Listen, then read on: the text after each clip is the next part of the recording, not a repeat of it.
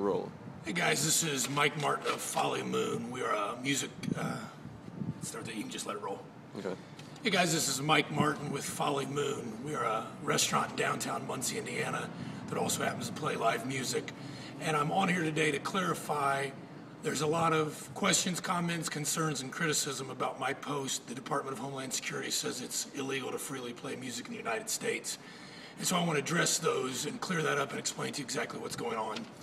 I made a list here of, there was thousands of comments, shares on the blog all across the web. And the main questions I kept coming up with from people, I made a list of here and I have 6 of them. I'll answer them for you quickly. One, people said this is a state Department of Homeland Security, not a federal Department of Homeland Security issue. And that is true with my specific case with the Department of Homeland Security of Indiana, which is also attached to the Indiana State Fire Marshal. If you do not believe that is the case, I offer this to you, the Indiana Department of Homeland Security and the State Fire Marshal's letterhead here exactly, and I'll post all this also, that shows they are in fact one agency. And yes, it is the Indiana Department of Homeland Security that I'm personally dealing with on this one case, but the Indiana Department of Homeland Security became an agency after the federal Department of Homeland Security. And effectively, each state is an agent to the federal Department of Homeland Security. The reason they do this specifically with the state fire marshals, and I do not know the state laws of the other states, I'm a resident of Indiana, and that is where I'm dealing with it, is on a federal level, the Department of Homeland Security has no authority to do anything in local business. By attaching themselves to state fire marshals, in that state, they are entitled to go in every single business. The Department of Homeland Security, not just the fire marshal. All of us know the fire marshal plays a very important role in our society, and certainly we want them inspecting public buildings. That is, unarguable. But this is not the case. The fire marshal already has set fire and safety regulations, which we're in compliance with. This is a separate permit that was told to me by the fire inspector that this is through the Department of Homeland Security, that they must enforce this. That is, again, it is a state Department of Homeland Security issue that I am dealing with, but that is a mandate from the federal government down. And that is why they do it through the state fire marshal. So to answer the question, is this a state or federal issue? I, in my case, personally am dealing with the Indiana State Fire Marshal's office. But again, this is a bigger, complex issue with the Department of Homeland Security on the federal level, and then each individual state will also have their cases. Question 2, is this required of all buildings and all businesses? And so the way that the statute is wrote, a lot of people believe, well, doesn't apply to all businesses, just commercial buildings for public use. And that is true. The catch to that is all music venues are commercial public spaces. Everywhere you go to watch music, whether it's a coffee shop that passes around a hat or a major amphitheater, is a public space. So in that way, it effectively covers every single place that music is played. And I am speaking on my behalf in the state of Indiana, according to the Department of Homeland Security, but I believe these laws will probably be consistent from state to state. If they're not yet, they will be, especially if this one goes through unchallenged. Again, we're talking about every commercial building. That is everywhere that is not a home. Anywhere where there is a person employed or the public is invited in is a commercial building. So yes, it does apply to all businesses. Question number 3, has the Department of Homeland Security and or the fire marshal already done an inspection in your business? Yes, they have. This is my report from them, and I had 2 violations. One was we had an open junction box and open wiring splices, and they need covered. We did that. That is IC code 575 IAC 22-2.4. That was as simple as putting a cover on one of the fuse boxes, or one of the fuses in our fuse box. Part 2, Indiana Code 22-1435, operation without permit or special event endorsement. This is an infraction, and that is because they say that we are a regulated place of entertainment. There is actually no such thing as a regulated place of entertainment. There is restaurants, or there are many other businesses. My business is a restaurant. When you read IC 22-1435, you'll see that there is no mentions of restaurants. There's many mentions of dance halls, nightclubs, churches, schools, big concerts, outdoor performances. but specifically there's no mention of restaurants, and they're trying to enforce this on all restaurants. Anywhere that they play live music, they say if you play that and do not have this permit, you are guilty of an infraction, which is, again, back to my point. It has now become illegal to play live music in the United States, in the state of Indiana, without paying the Indiana Department of Homeland Security. I believe this is broadly across other states, and if not, it will be. That's what we're here to do, is to stand up now. So again, just to clear that up, yes, we do have our typical fire inspection. We are a legal, open, operating business. There is a section, one of our violations, which is what our hearing is with the Indiana Department of Homeland Security at the State House next Friday, August the 2nd at 11 a.m. Here's my notice of a hearing. So I, Mike Martin, a U.S. citizen and resident of the state of Indiana, have a hearing with the Department of Homeland Security whether it is illegal to play live music in our restaurant. I am also a musician and play there. And they're saying I cannot, in my restaurant, play my guitar without being guilty. That makes it effectively, again, back to the top, is this state or federal? It is enforced through the state agency, but a mandate from the federal agency. Yes, it is required of any commercial public building, and yes, I have had a normal fire inspection. It has nothing to do with the size of our place. We are a 48-seat hamburger restaurant.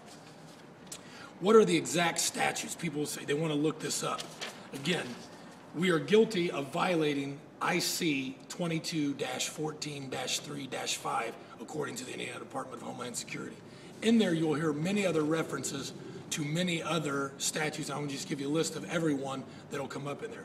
One is what is determined as fire safety, which would negate anything to do with live music if they followed this statute, but they do not. But the statute that establishes what fire safety is, IC 22-12-1-13.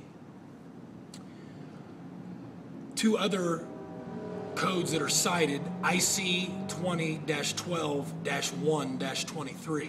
That's referenced in the original violation we're said to violate, which is a technique often used in writing laws that they want to be under the public radar. You read through it once and you don't understand the whole story because there's a reference to another law that you must go look up. And the other one then is IC 22-14-3.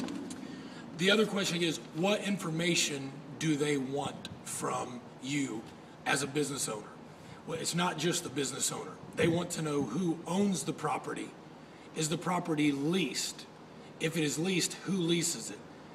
Of the owners of the property and the leasee, even if it's a corporation or an LLC, what is every partner with an interest in that corporation or LLC?